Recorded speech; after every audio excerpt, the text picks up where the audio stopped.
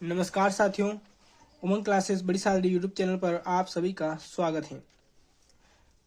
आज हम पढ़ रहे हैं राजस्थान का एकीकरण।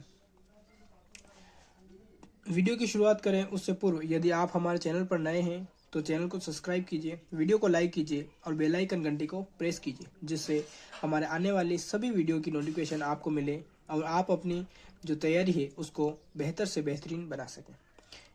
आज के सेशन की शुरुआत करते हैं। एकीकरण के पूर्व राजस्थान में 19 रियासतें, 3 ठिकाने तथा एक केंद्र शासित प्रदेश था। ये 19 रियासतें अलवर, भरतपुर, धौलपुर, करौली, कोटा, बूंदी, झालावाड़, डूंगरपुर, बांसवाड़ा, प्रतापगढ़, किशनगढ़, शाहपुरा, टोंक, मेवाड़, जैसलमेर, जोधपुर, बीकानेर, जयपुर, सिरोही थी और 3 ठिकाने नीमराणा, लावा, कुशलगढ़। एक केंद्र शासित प्रदेश था, उसका नाम था अजमेर मेरवाड़ा। एकीकरण से पूर्व किए गए प्रयास, मतलब राजस्थान का जो एकीकरण हुआ उससे पूर्व भी कुछ प्रयास किए गए थे। ये प्रयास कुछ इस प्रकार थे।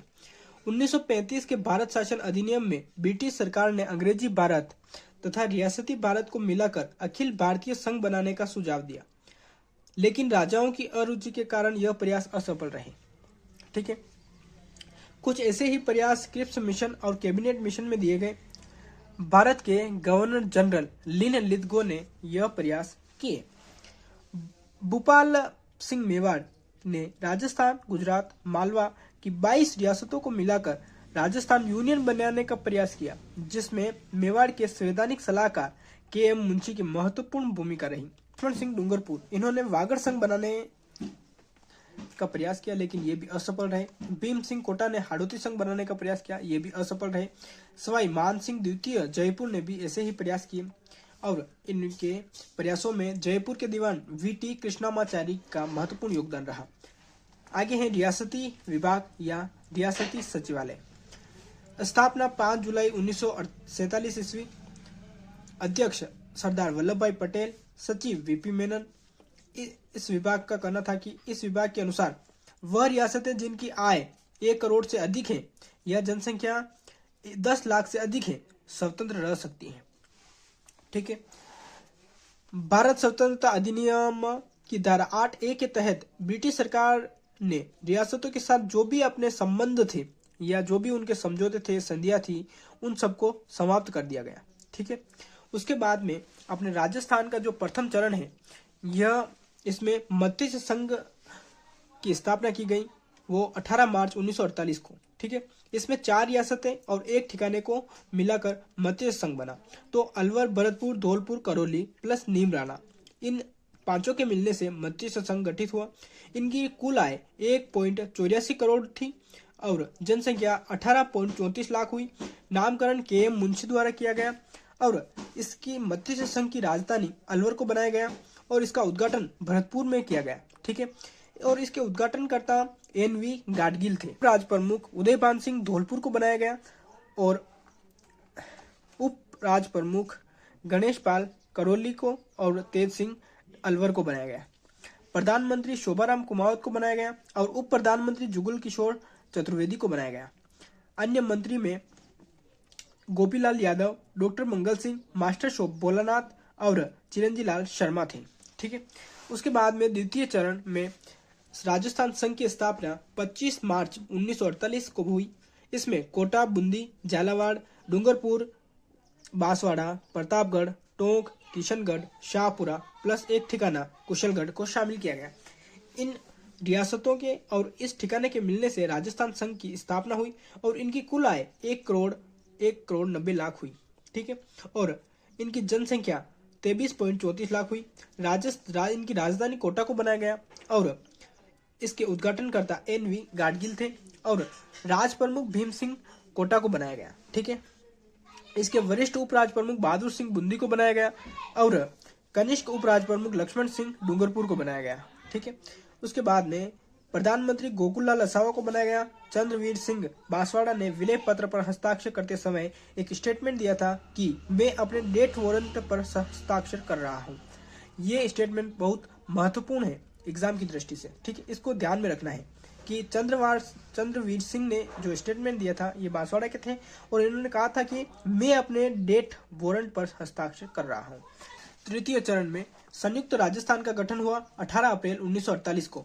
राजस्थान संघ प्लस मेवाड़, जो अपना राजस्थान संघ है उसमें केवल एक रियासत मिली, वो है मेवाड़, और इनकी मिलने से संयुक्त राजस्थान का गठन हुआ।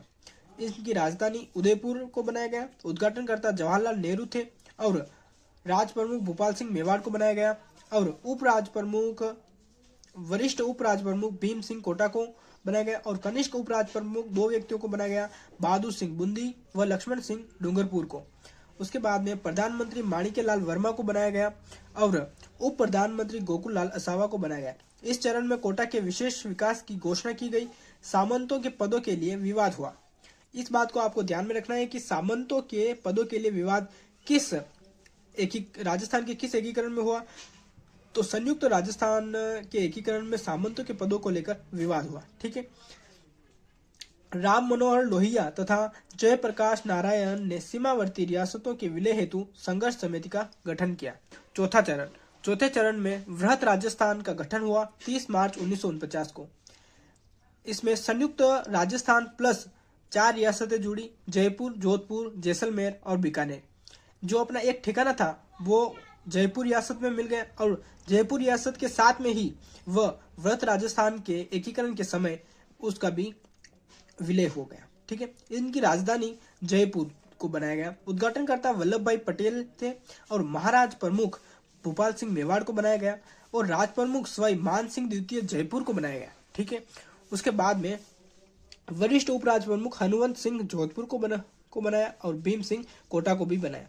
कनिष्ठ उपराज प्रमुख बहादुर सिंह बूंदी को तथा लक्ष्मण सिंह डूंगरपुर को बनाया गया। प्रधानमंत्री हीरालाल शास्त्री को बनाया गया और अन्य मंत्री में सिद्धराज, प्रेम नारायण माथुर, भूरेलाल बया, फूलचंद्र, नरसिंह कछुआ, रघुवर दयाल गोयल, वेदपाल त्यागी। राजधानी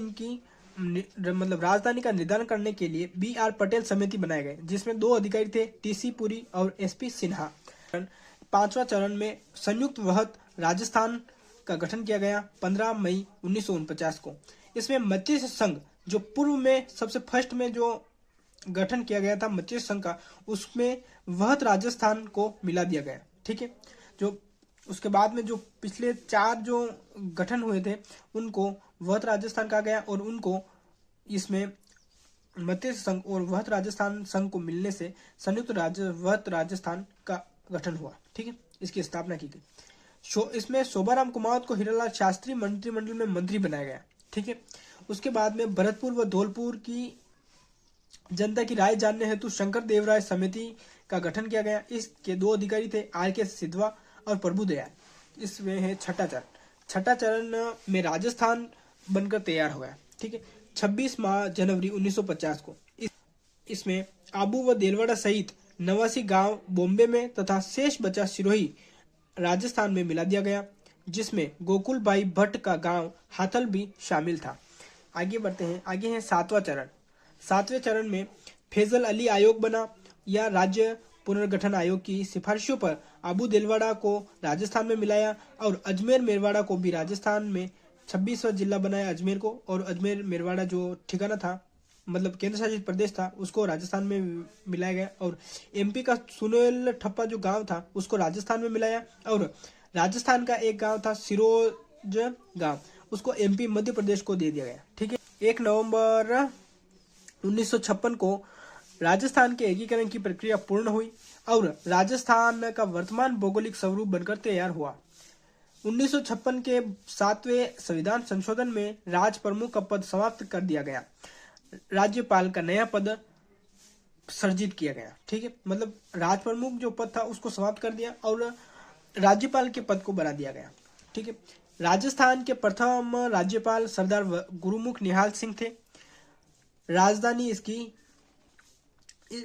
में के लिए विवाद मतलब किसी भी जो अपने राजस्थान के किसी भी जिले को राजधानी बना देते तो इसके लिए विवाद हो गया था। इसलिए इसके विवाद के हल हेतु P सत्यनारायण राव समिति का गठन किया गया। इसके 2 अधिकारी थे, BK गुहा और V विश्वनाथ।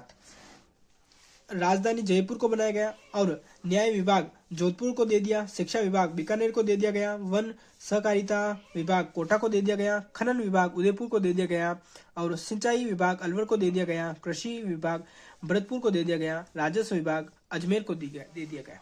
ठीक है। 1971 के 26वें संविधान संशोधन में राजाओं की प्रीवी पर्स यानी कि पेंशन समाप्त कर दी गई। और किस राजा को कितनी पेंशन मिलती थी पहले?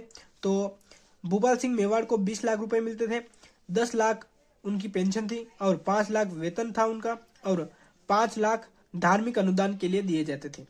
सवाई मान सिंह द्वितीय को 18 लाख रुपए पेंशन मिलती थी, हनुमंत सिंह जोधपुर को 17.5 लाख रुपए पेंशन के रूप में मिलते थे और सादुल सिंह बीकानेर को 17 लाख रुपए पेंशन के रूप में मिलते थे। सिरोही के राजस्थान में विलय हेतु मुनि जीन विजय सूरी समिति का गठन किया गया, जिसके सचिव इतिहासकार डॉक्टर दशरथ शर्मा थे। ठीक है। 19 जुलाई 1948 को लावा ठिकाने का विलय जयपुर रियासत में किया गया और यानी चौथे चरण में वृहत राजस्थान में इसका विलय हो गया। ठीक है। मैंने बताया था आपको कि जो लावा ठिकाना था उसका विलय जयपुर रियासत में कर दिया गया, उसके बाद में चौथे चरण में ही वह वृहत राजस्थान में जयपुर के साथ में विलय हो गया। ठीक है। जोधपुर तथा धौलपुर रियासत पाकिस्तान में मिलना चाहती थी। ठीक है। इस बात को भी आपको ध्यान में रखना है कि जोधपुर और धौलपुर जो रियासत थी वो पाकिस्तान में मिलना चाहती थी। ठीक है। भारत में नहीं रहना चाहती थी। सिरोही रियासत अंतरराज्यीय विवाद का हिस्सा रही। जो सिरोही राज्य है वह अंतरराज्यीय मतलब राज्यों के आपसी मध्य जो विवाद हुए उनका हिस्सा रही। मतलब जो बॉम्बे था वो कह रहा था कि पहले कि सिरोही हमें दे दो और राजस्थान वाले सिरोही की मांग कर रहे थे, इसलिए यह अंतरराज्यीय विवादों का हिस्सा रही। ठीक है। भारत के विलय पत्र पर हस्ताक्षर करने वाली राजस्थान की प्रथम रियासत बीकानेर शार्दुल सिंह थे। ठीक है। इस बात को ध्यान में रखना है। भारत के विलय पत्र पर हस्ताक्षर करने वाली राजस्थान की अंतिम रियासत धौलपुर थी। ठीक है। इस बात को भी आपको ध्यान में रखना थी कि प्रथम रियासत कौन थी और अंतिम रियासत कौन थी जिन्होंने विलय पत्र पर हस्ताक्षर किए। ठीक है। क्षेत्रफल की दृष्टि से राजस्थान की सबसे बड़ी रियासत थी जोधपुर और मारवाड़। इनका क्षेत्रफल बहुत अधिक था। ठीक है। क्षेत्रफल की दृष्टि से राजस्थान की सबसे छोटी रियासत कौन सी थी? तो शाहपुरा। राजस्थान में जनसंख्या की दृष्टि से सबसे बड़ी रियासत जयपुर थी। जनसंख्या की दृष्टि से सबसे छोटी रियासत शाहपुरा थी। राजस्थान की सबसे प्राचीनतम रियासत मेवाड़ थी। राजस्थान की सबसे नवीनतम रियासत झालावाड़ थी। ठीक है। इसका झालावाड़ जो है इस रियासत का गठन मतलब इसकी स्थापना अंग्रेजों द्वारा की गई थी। ठीक है। इस बात को ध्यान में रखना है। विलय से पूर्व अजमेर में एक दारा सभा का शासन था जिसमें सदस्यों की संख्या 30 थी, जिसके मुख्यमंत्री हरिभाऊ उपाध्याय थे। मोहन सिंह मेहता की पुस्तक है lord Hastings and the Indian states. आपको वीडियो कैसा लगा साथियों कमेंट में जरूर बताइएगा और इसमें कुछ सुधार हो सके तो उसको भी जरूर मेंशन करिएगा। और यदि आपको वीडियो पसंद आए तो वीडियो को लाइक कीजिए, अपने दोस्तों के साथ शेयर कीजिए और हाँ चैनल को सब्सक्राइब जरूर कीजिएगा। आपका सपोर्ट ही हमारी ताकत है और ऐसे ही नई वीडियो की जानकारी हम आपके लिए लाते रहेंगे और मिलते हैं नेक्स्ट वीडियो में। जय हिंद।